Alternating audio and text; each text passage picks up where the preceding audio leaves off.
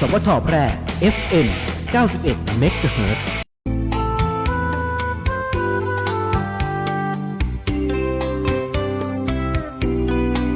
ทางเจ้าคือ Facebook แฟนเพจสวทแพร่และวิทยุออนไลน์สวทแพร่สามารถโทรมาขอเพลงได้ตีในรายการนะเจ้าตีเบอร์โทร 0545235516 เจ้าแล้วก็สวัสดีกลุ่มหักปักใจสวัสดีกลุ่มปักน้ำคืนนะเจ้าสวัสดีครูจงนะเจ้าเนาะแล้วก็สวัสดีครูแอนเจ้าคณะครูของโรงเรียนอาชีวศึกษาตีมาเฮือความรู้ในการปักซินตามะนาวของเฮาตีวัดเจ้าตอนนี้ก็ยังอยู่กันที่วัดนะเจ้าไข่ตีผ่านไปผ่านมาแถวหน้าศาลแถววัดสีจุ้มเข้าไปหาหมู่สาวเจ้าลองไปพอแล้วว่าเปิ่นอายุกันจะได้งามนะสาวๆที่หันเจ้าแล้วก็ลองคำนวณอายุรวมกันว่าได้แต่ใดแล้วมาฮับรางวัลได้ตีน้องยุ้ยเจ้าแล้วก็อย่างของน้ำคือเนี่ยก็จะสาวๆเหมือนกันเจ้าสาวๆเหมือนกันแล้วก็ถ้าเขาสนใจเรื่องการปักผ้านะเจ้าสถานที่2ที่นี่ก็เป็นตีน่าสนใจเจ้าอย่างใกล้สีจุ้มก็ไปเรียนสีจุ้มเจ้าส่วนใกล้น้ำคือก็มาติปักน้ำคือนะเจ้าก็หมู่เฮาก็จะอยู่กันที่ห้านนะเจ้าอย่างยายเจี๊ยบก็อยู่ตั้งปักน้ำคือแล้วก็ปักสีจุ้มบางทีก็มีปักห้องซ่อหำกำนะเจ้ายินดีต้อนรับทุกท่านนะเจ้ารับชมตีไหนรับฟังตีไหนทักทายกันมาได้ฝนตกก็เป็นจะได้พองตากผ้าแห้งกันกอนะเจ้าตากไปตากมาวิ่งเข้าไปอันนี้นะเจ้าเก็บเพราะว่าฝนอ้อยตอนนี้สภาพอากาศเปิ้นว่าอ่านกรมอุตุเปิ้นว่า 2-3 วันมันเนี่ยเดี๋ยวฝนจะตกนักอีนะเจ้าอย่างที่อีแม่ที่ว่ามะม่วงปีนี้ก็ติดนักเนาะเจ้าติกวนเอามากวนก็ต้องนั่งเฝ้าบ่อ่านกับไม่เฝ้าแล้วกวนเสร็จแล้วเอาไปตากก็ต้องนั่งเฝ้าบ่อ่านฝนตกห้ำแหมเจ้าสำหรับวันนี้นะเจ้าเขาก็จะอยู่กับหมู่เฮา2 คนนะเจ้าก็จะมีข่าวเรื่องราวดีๆนำมาเราให้ท่านฟังนะเจ้าก็เช่น30 บาทรักษาได้ทุกที่คนไทยสุขภาพดีทั่วหน้าหรือจะเป็นสร้างเสริมสุขภาพและป้องกันโรคนะเจ้ามันมีบริการเสริมสร้างจะได้เดี๋ยวเขามาอูรายละเอียดให้ฟังนะเจ้าเขาจัดเพลงเฮอกับ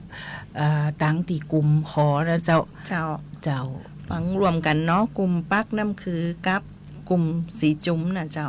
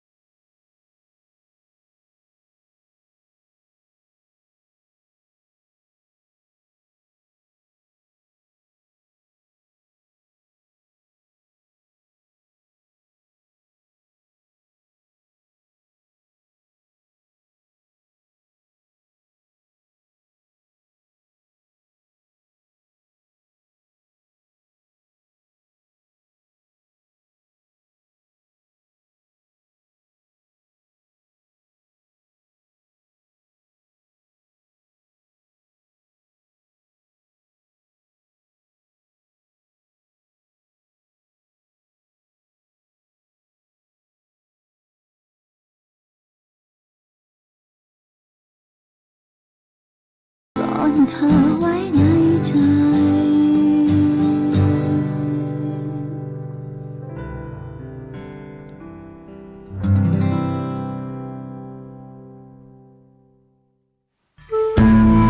ข่าวสารหน้าหู้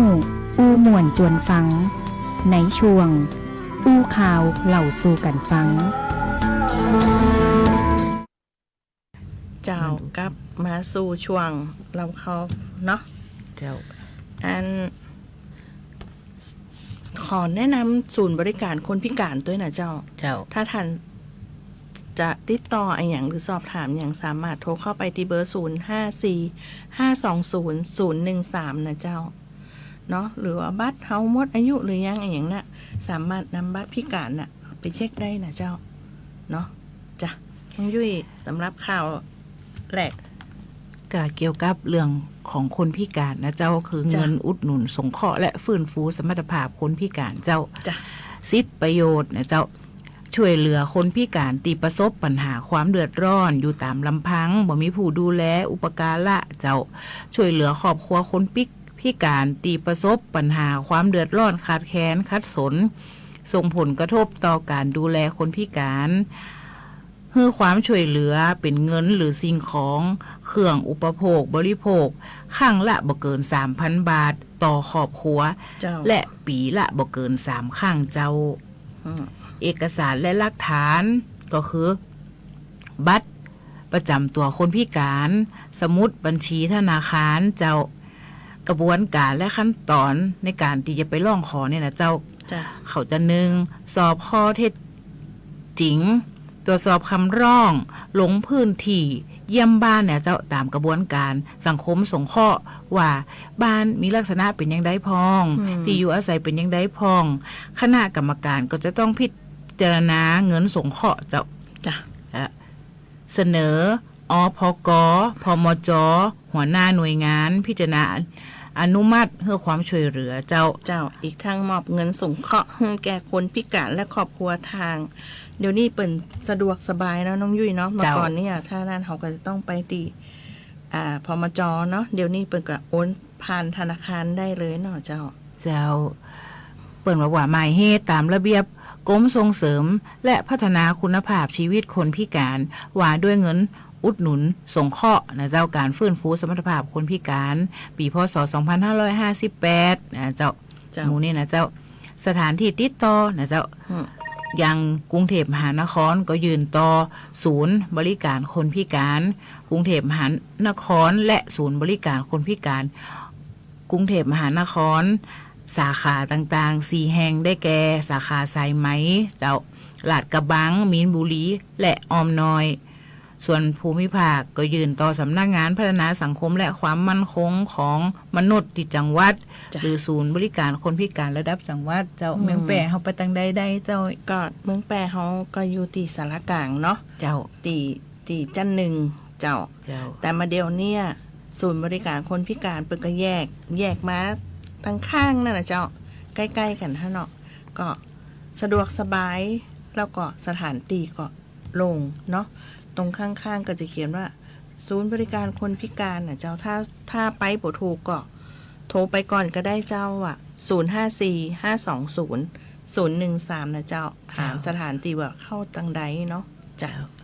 เจ้าแล้วเรามาต่อตรงเนี้ยเจ้า30 บาทรักษาทุกที่เพื่อคนไทย จ้ะ สุขภาพดีทั่วหน้าที่เขาเคยอู้กันไปแล้วเนาะเจ้าว่า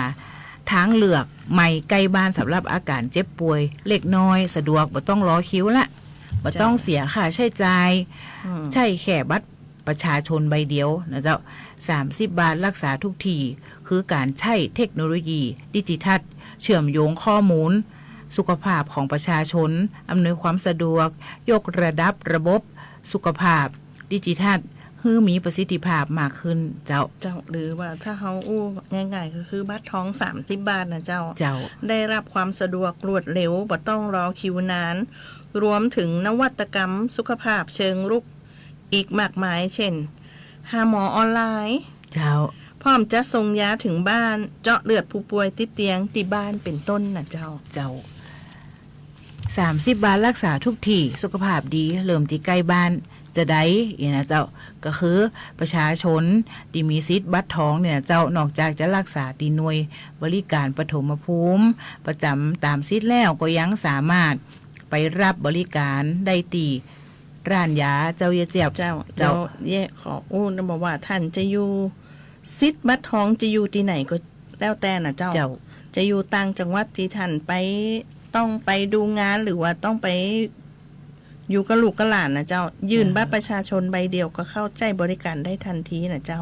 บ่เสียค่าใช้จ่ายเนาะ เจ้า น้องยุ้ยร้านยาคุณภาพเจ้า ร้านยาคุณภาพดูแลเจ็บป่วยเล็กน้อยเนี่ยเจ้า32อาการปรึกษาเภสัชและรับยาเจ้าตีเข้ารวมโครงการนะเจ้าตีร้านที่เปิ้นติดป้ายเข้ารวมโครงการเนี่ยเจ้าและคลินิกพยาบาลชุมชนอบอุ่นเจ้าให้บริการการทำแผลล้างแผลล้างตาล้างจมูกเปลี่ยนสายให้อาหารฉีดยาตามแผนการรักษาของแพทย์และตัวรักษาโรคเบื้องต้น32กลุ่มอาการเช่นเจ้าไข้ตัวห้อนเนาะปวดหัวปวดท้องเป็นต้นนะเจ้าคลินิกเทคนิคแพทย์ชุมชนอบอุ่นก็ให้บริการเจาะเลือดแล้วก็ตรวจแลบ22รายการตามใบแพทย์สั่งนะเจ้าตรวจจากโรงพยาบาลตามซิเช่นตรวจความเข้มข้นความผิดปกติของเม็ดเลือดนะเจ้าตรวจระดับไขมันน้ำตาลตรวจทำงานของตับไตเป็นต้นนะเจ้าโดยยื่นบัตรประชาชนใบเดียวนะเจ้าเนาะนอกจากนี้ก็ยังให้บริการการตั้งครรภ์ตรวจครรภ์เนาะและก็สำหรับผู้ที่มีอายุ50ถึง70มารับการตรวจคัดกรองมะเร็งลำไส้ใหญ่ได้นะเจ้าคลินิกกายภาพบำบัดชุมชนอบอุ่นให้บริการกายภาพบำบัดเพื่อฟื้นฟูผู้ป่วย4กลุ่มโรคนะเจ้าในช่วง6เดือนแรกหลังพ้นวิกฤตได้แก่โรคหลอดเลือดสมองได้รับบาดเจ็บไขสันหลังได้รับบาดเจ็บกระดูกสะโพกหักเจ้าคลินิกทันตกรรมชุมชนอบอุ่นนะเจ้าดูแลสุขภาพช่องปากเบื้องต้น5รายการนะเจ้าได้แก่ขูดหินปูนอุดฟันถอนฟันเขือบหลุมร่องฟันและเขือบฟูอะไรนะเจ้าได้สะดวกขึ้นบ่ต้องรอคิวนะเจ้าหรือรอให้เป็นนักก่อนแล้วค่อยมารักษาไปรับบริการ3ครั้งต่อปีได้เลยนะเจ้าคลินิกเวชกรรมเจ้าผู้ป่วยที่มีอาการเจ็บไข้ไอปวดได้รับบริการตรวจรักษาแบบผู้ป่วยนอกได้ที่คลินิกเวชกรรมเจ้าเนาะหรือจะเป็นคลินิกแพทย์แผนไทยนะเจ้าชุมชนอบอุ่นก็ให้บริการนวดประคบอบสมุนไพรเพื่อรักษาและให้บริการฟื้นฟูสมรรถภาพ4กลุ่มโดยได้แก่นะเจ้าโรคอัมพฤกษ์โรคอัมพาตโรคสันนิบาตและฟื้นฟูมันดาหลังคลอดด้วยนะเจ้าวิธีการใช้สิทธิ์นะเจ้า30 บาทรักษาทุกทีง่ายๆเลยเจ้ากำบัตรประจำตัวประชาชนไปเนาะก็คือเด็กอายุต่ำกว่า7ปีที่บ่มีบัตรก็ให้ใจบัตรสุติบัตรเนี่ยแทนใดเจ้าใหญ่เจ้าเนาะติดต่อที่หน่วยงานบริการระดับรักประกันสุขภาพเนาะก็อย่างที่เฮาว่าเนาะก็ศูนย์บริการสาธารณสุขคลินิกชุมชนอบอุ่นที่ต่างจังหวัดก็เช่นรพสตสถานีอนามัยศูนย์สุขภาพชุมชนหรือโรงพยาบาลรัฐประจำอำเภอจังหวัดนะเจ้าสังกัดสำนักงานปลัดกระทรวงสาธารณสุขเจ้าและร้านยาคลินิกเอกชนตีเข้ารวม30 บาทรักษาทุกทีคลินิกเวชกรรมชุมชนอบอุ่นทันตกรรมการพยาบาลและการพดุงครรภ์กายภาพบำบัดแผนไทยชุมชนคลินิกเทคนิคการแพทย์และบริการสุขภาพเชิงรุกเช่นทันตกรรมในชุมชนนะเจ้าแย่ที่เขาตรวจในห้างอย่างนี้นะเจ้านะเจ้าแล้วก็หากหน่วยบริการปฐมภูมิประจำเกินศักยภาพนะพิจารณาออกหนังสือทรงตัวเพื่อส่งไปรักษาต่อโรงพยาบาลเครือข่ายได้นะเจ้าสอบถามรายละเอียดได้ที่สายด่วนสปสชนะเจ้า1330นะเจ้าเฮาพักฟังเพลงก่อน นะเจ้าเนาะ ได้จ้ะ แฟนเพลงก็ขอมาเจ้าหลายเพลงเหมือนกันนะเจ้าไอเจียมเนาะ จ้ะ เดี๋ยวเขาก็เข้ามาสู่ช่วงที่สองของรายการคืออู้ไงฟังมวนนะเจ้าเนาะ งั้นเราคือเบื้องต้นนี่ฟังด้วยกันสัก2 เพลงก่อนนะเจ้า ได้เจ้า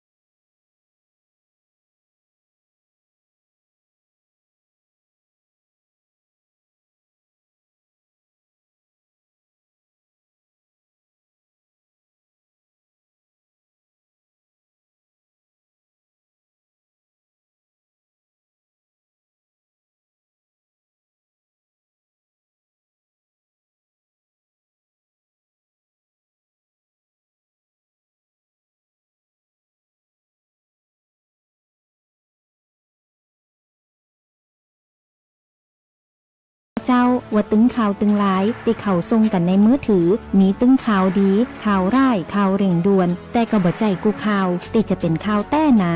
ก่อนติจะแชร์หรือว่าจะเจือข่าวอะหยังให้หยุดพอกำก่อนแล้วก็พอทีว่าเป็นข่าวแต้ก็ว่าข่าวปลอมข่าวที่ได้หันต้องตรวจสอบตีม้าของข่าวอ่านข่าวให้ครบกูบรรทัดพอวันเวลาของข่าวให้ชัดเจนข่าวนี่เกิดขึ้นมาได้เป็นข่าวเก่าก็ว่าเป็นข่าวใหม่เพื่อหาข้อมูลเพิ่มเติมจากหน่วยงานราชการหรือหน่วยงานที่เชื่อถือได้สำหรับการเผยแพร่ข่าวปลอมบ่ว่าจะตั้งใจหรือบ่ได้ตั้งใจก็มีโทษตามกฎหมายมีโทษตามพรบคอมพิวเตอร์ตึงปรับตึงจำคุกเลยก่อนจะแชร์ข่าวอะหยังให้ตรวจสอบให้ชัดเจนก่อนเด้อเจ้าบ่ดีปล่อยให้ความบ่ฮู้ยะให้เฮากลายเป็นผู้กระทำความผิดคิดก่อนแชร์ตรวจสอบก่อนเจือป้องกันตัวเฮาและสังคมจากข่าวปลอมด้วยความปรารถนาดีจากสำนักงานประชาสัมพันธ์ที่ 3 กรมประชาสัมพันธ์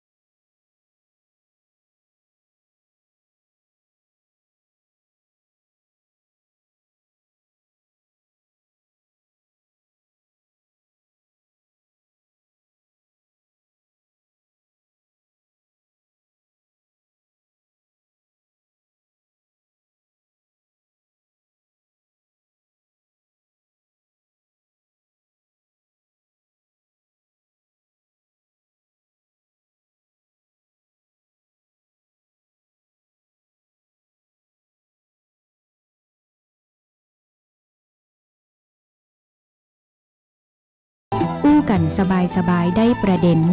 ในช่วงอู้ง่ายฝังมวล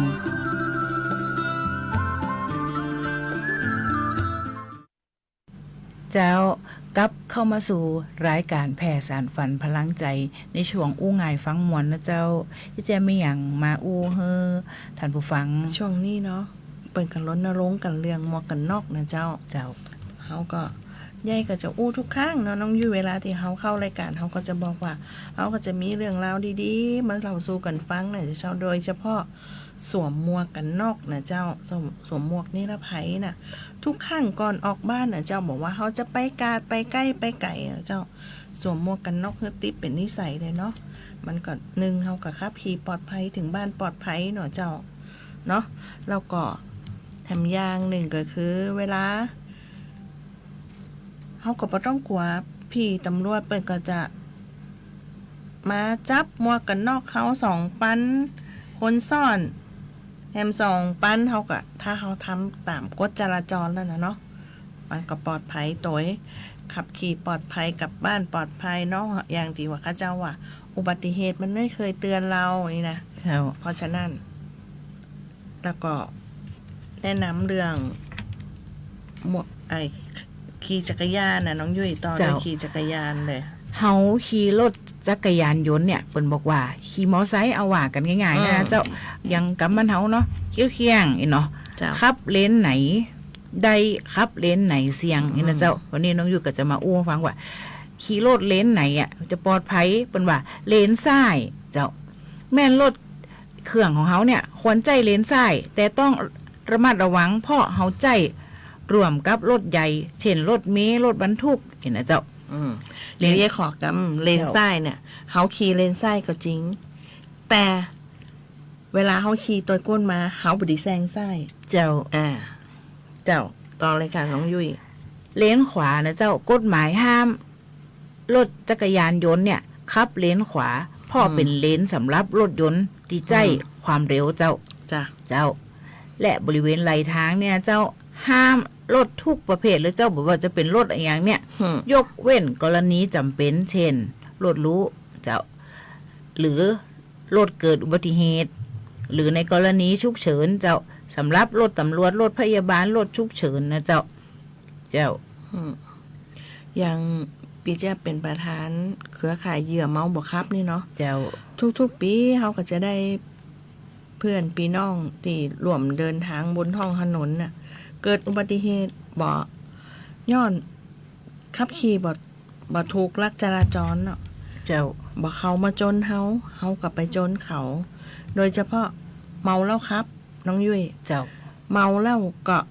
บ่ดีควรมาขับขี่เพราะเขาบ่สามารถคุมสติของเขาได้ละเจ้าเขาก็จะขี่บิดไปเรื่อยนึกว่าถนนซอยในบ้านน่ะบิดเต็มที่แปลกเนาะคนขี้เหล้านี่เป็นขี้ถึงไหนได้น่ะถ้าพอถึงหน้าบ้านน่ะโกรธทุกไร้อย่ามาจะอั้นน่ะเป็นว่ารถจักรยานยนต์มักจะเกิดอุบัติเหตุบนไหลทางเนี่ยนักเจ้าโดยเฉพาะเวลาเมื่อคืนเพราะว่าอาจจะมีรถจอดหรือมีสิ่งกีดขวางเจ้ากะเวลาขี่รถไปบนท้องถนนเขาก็ต้องแบ่งใจละว่าปลอดภัยตึงเปิ่นปลอดภัยตึงตัวนะเจ้าเนาะเจ้าเนาะคือมันถูกกฎระเบียบไว้นะเจ้าและที่สำคัญหมวกกันน็อก 2,000 คือทองไว้เจ้าออกจากบ้านไปเข้าใจยิบเลยเพราะว่าตัง2 ปันเนาะยังว่าเนาะเจ้าเนาะตัง2 ปันเหมือนตะได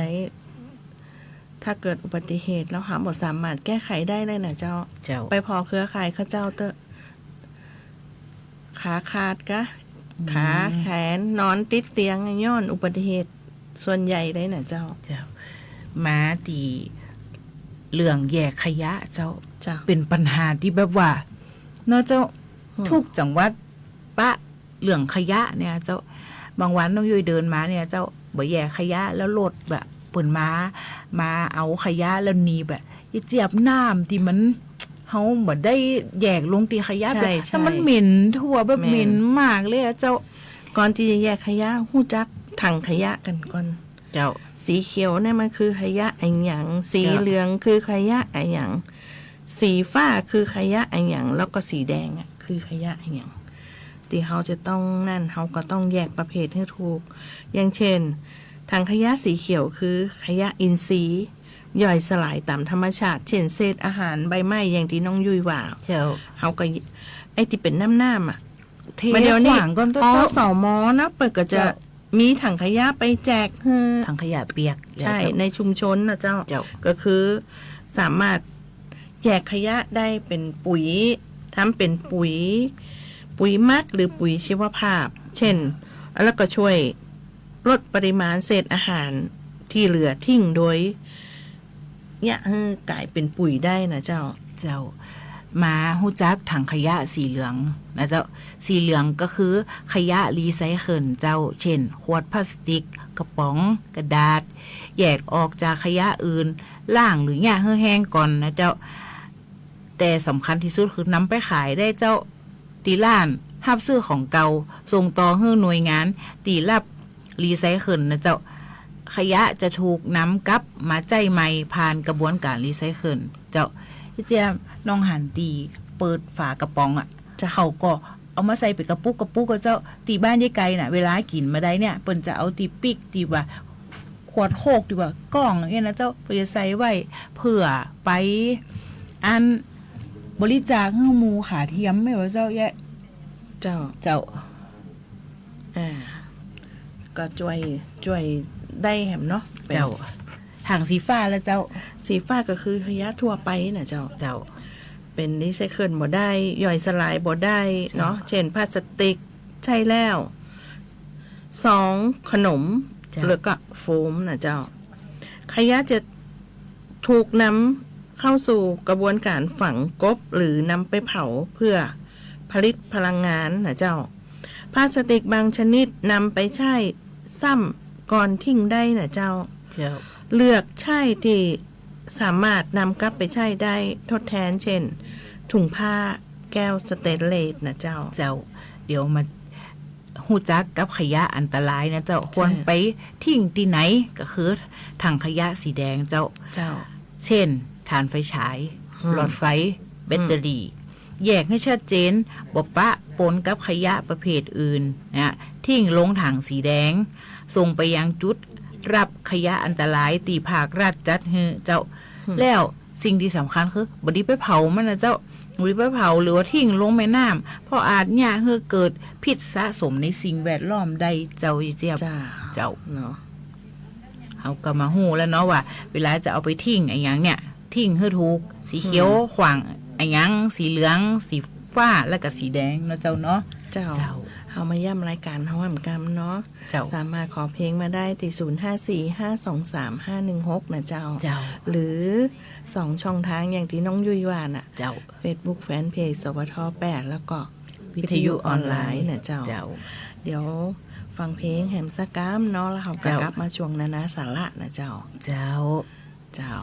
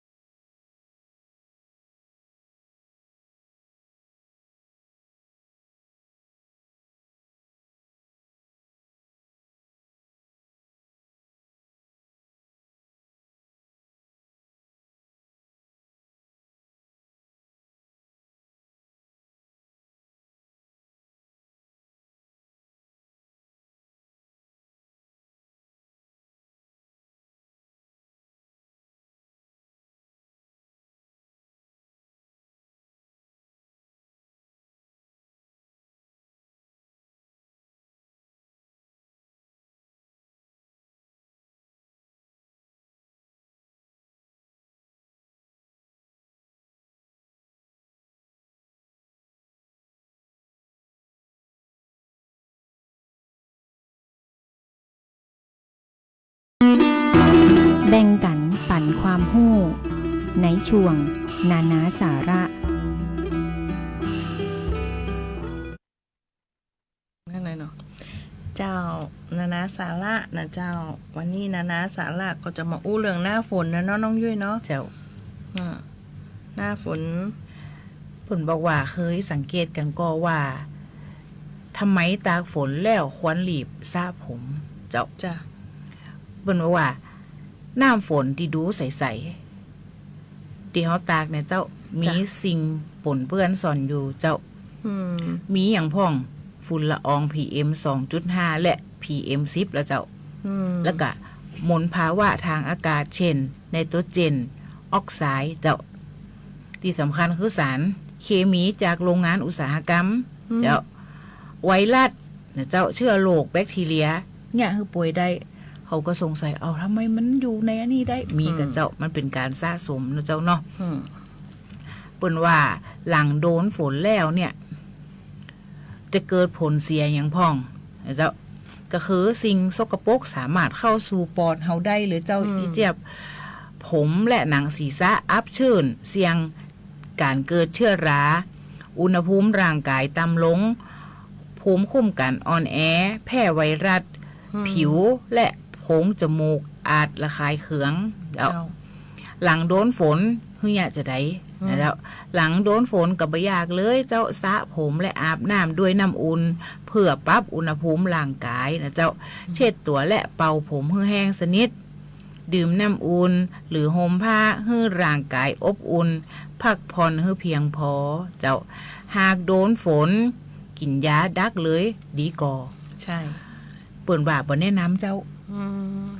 ยาแก้หวัดหรือพาราเซตามอลเนี่ยเพื่อกินบรรเทาอาการเมื่อมีอาการไข้นะเจ้าบ่ได้ว่ามีฤทธิ์ป้องกันโรคเจ้าป้องกันไว้ก่อนกินไว้ก่อนกันไว้ก่อนนี่บัดใจนะเจ้าก็คือเมื่อมีอาการมาได้ก่อยเอามากินนะเจ้าเนี่ยก็คือ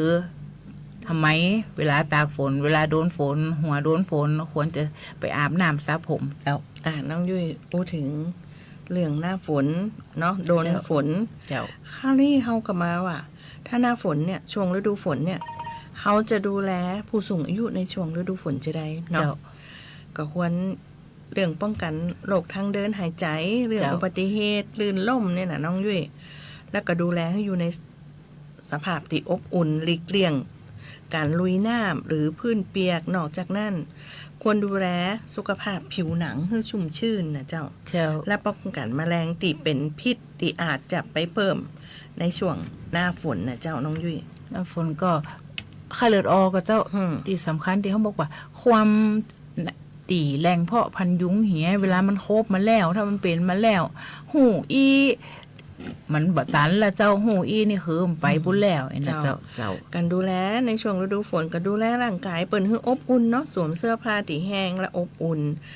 อย่างที่น้องยุ้ยว่าถ้าโดนฝนก็เช็ดศีรษะให้แห้งทันทีที่โดนฝนเพื่อความอบอุ่นแก่ร่างกายเช่นห่มผ้าหรือใส่ถุงเท้าเจ้าระวังการลื่นล่มนะดูแลพื้นบ้านให้แห้งบ่ให้มีน้ำขังเลือกรองเท้าที่มีพื้นกันลื่นหลีกเลี่ยงการเดินบนพื้นลื่นหรือพื้นที่เปียกนะเจ้าถ้าห้ามบ่จำเป็นนี่เนาะก็อย่าไปเดินลุยน้ำสวมรองเท้าบูทอย่าหารองเท้าบูทให้คนผู้สูงอายุดูแลสุขภาพผิวก็คือรักษาผิวหนังให้สะอาดเนาะใช้ครีมโลชั่นเพื่อความชุ่มชื่นหลีกเลี่ยงการเกาเมื่อมีอาการคันเขาใช้วิธีลูบเอาเนาะเจ้าเนี่ยอย่างน้องยุ้ยว่าเพื่อป้องกันไข้เลือดออกเนาะก็ทำลายแหล่งเพาะพันธุ์ยุงหลายที่มีแหล่งในบ้านเราก็คือน้ำขังเนี่ยเนาะเจ้าสายอาเบกก็โรยในน้ำขังได้โดยไปขอตีอสม.ประจำหมู่บ้านได้นะเจ้าที่สำคัญก็คือเขาควรฉีดวัคซีนป้องกันไข้เลือดออกนะเจ้าน้องยุ้ยเขาไปฉีดได้ตีโรงพยาบาลใช่เจ้าที่มีกลุ่มเสี่ยงแต่ว่าเขากำจัดแหล่งลูกน้ำยุงหลายก่อนเลยเจ้าเป็นแหล่งพ่อพันยุงเพราะว่ายุงตัวหนึ่งเนี่ยสามารถเนี่ยคือคนบริเวณรัศมี100 เมตรเนี่ยติดกันได้เลยนะเจ้าแต่ว่า บ้านน้องยุ้ยเป็นไข้เลือดออกบ้านเจี๊ยบอยู่ใกล้บ้านน้องยุ้ยก็คือต้องกะระวังเพราะว่าอาจจะเกิดจากการไข้เลือดออกต่อหลัง เพราะฉะนั้นเวลาการ เพราะว่า เจ้า บ้านเขาอยู่ มึงบอกว่าอยู่คนละบ้านอย่างเงี้ยมาเป็นอีนะ เป็นเลยเจ้า เพราะว่ายุงหลายยุงน่ะจะเป็นพาหะนะเจ้า เจ้า พาหะนำเชื่อมาเนาะเขาระวังเรื่องนั่นก็เรื่องอาหารการกินก็สำคัญน่ะน้องยุ้ย เจ้า รับประทานอาหารที่ปรุงสุกหลีกเลี่ยงอาหารรสจัดหรืออาหารดิบนะเจ้า เจ้า สวมรองเท้าเพื่อมีชิดหลีกเลี่ยงกับกิจกรรมกลางแจ้งในเวลากลางคืนเพราะว่าระวังแมลงที่มีพิษเนาะดูแลสุขภาพจิตคอยดูแลให้กำลังใจผู้สูงอายุน่ะหากมีอาการซึมเศร้าหรือวิตกกังวลก็ควรปรึกษาผู้เชี่ยวชาญนะเจ้า เจ้า เนาะข้อควรระวังผู้สูงอายุมีภูมิต้านทานต่ำกว่าคนหนุ่มสาว ดังนั้นควรดูแลสุขภาพให้ดีนะเจ้าเพื่อป้องกันโรคต่างๆ ที่อาจขึ้นในหน้าฝนได้นะเจ้า เจ้า เนาะ จากผู้สูงอายุน้องยุ้ยขออู้เกี่ยวกับวัยทำงานเจ้า เจ้า วัยทำงานเนี่ยก็จำเป็นจะต้องดูแลรักษาสุขภาพเพราะว่าหยังจากวัยทำงานเดี๋ยวเฮาก็ตึงเป็นผู้สูงอายุอยู่ดีอะเนาะเจ้าใหญ่ แม่น เพราะว่าบ่มีไผบ่แก่เจ้า เพราะฉะนั้นอาหารอารมณ์และการออกกำลังกายเนี่ยเป็นสิ่งที่สำคัญนะเจ้าเป็นว่าอาหารปริมาณพลังงานที่เหมาะสมต่อวันเนี่ยควรจะนะเจ้ากินอาหารให้ครบ3 มื้อเจ้าก็คือเน้นมื้อเช้าและกลางวันกินให้ตรงเวลาเลยนะเจ้า บ่ควรจะเข้านอนทันทีหลังกินอาหารเสร็จเจ้าลดการบริโภคหวานมันเค็มอย่าเป็นว่านะเจ้าหวานมันเค็มนี่หลีกเลี่ยงได้ก็หลีกเลี่ยงเพราะว่าจะเฮ้องดเลยนี่แทบบ่ได้ อย่างบ้านเขานี่นะข้าวนึ่งเขาก็หวานอยู่แล้วเนาะ เจ้า ก็ข้าวเขาก็บ่ต้องไปปรุงให้มันหวานล่ำเนาะ เจ้า เจ้ากินกลางๆเนาะบ่เผ็ดจัดบ่รสจัดบ่หวานจัดบ่มันจัดเนาะเจ้ากินอาหารกลางๆเดี๋ยวนี้เฮารณรงค์ให้กินจืดเนาะ และกินผักและผลไม้ให้ได้วันละ400 กรัมควรกินอาหารให้หลากหลายบ่ซ้ำซากเจ้า เจ้า ส่วนด้านอารมณ์ การดูแลจิตใจในวัยทำงานนะเจ้า เพื่ออยู่กับปัจจุบันเพื่อความสำคัญก็คำว่าเฮามีอะหยังเฮาบ่มีอะหยังน้อยลงเจ้ารักตัวเองอ่ะเจ้า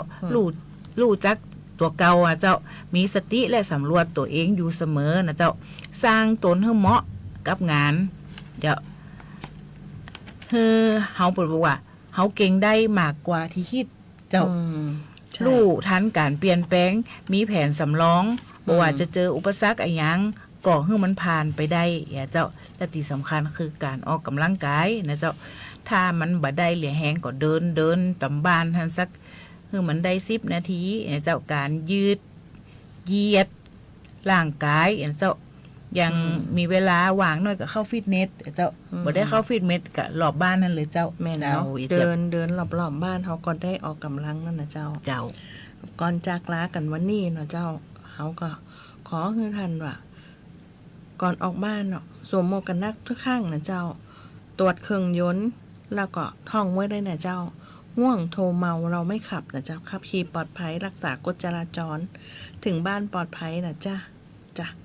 วันนี้ข้าเจ้าเจ็บจินาดยันยง เจ้าน้องยุ้ยสวรักษ์มีสิริเจ้า เจ้าก็ต้องจากลาท่านผู้ฟังไปก่อนนะเจ้าสำหรับวันเสาร์วันอาทิตย์เนี่ยเจ้าเสาร์อาทิตย์หน้าเขาก็กลับมาพบกันใหม่นะเจ้าเวลาเดิม 13 นาฬิกา 15 นาฬิกาถึง 16 นาฬิกานะเจ้า เจ้า สำหรับวันนี้ เรา2 คนจากลาก่อนนะเจ้าสวัสดีค่ะ เจ้า บ๊ายบา ค่ะ ย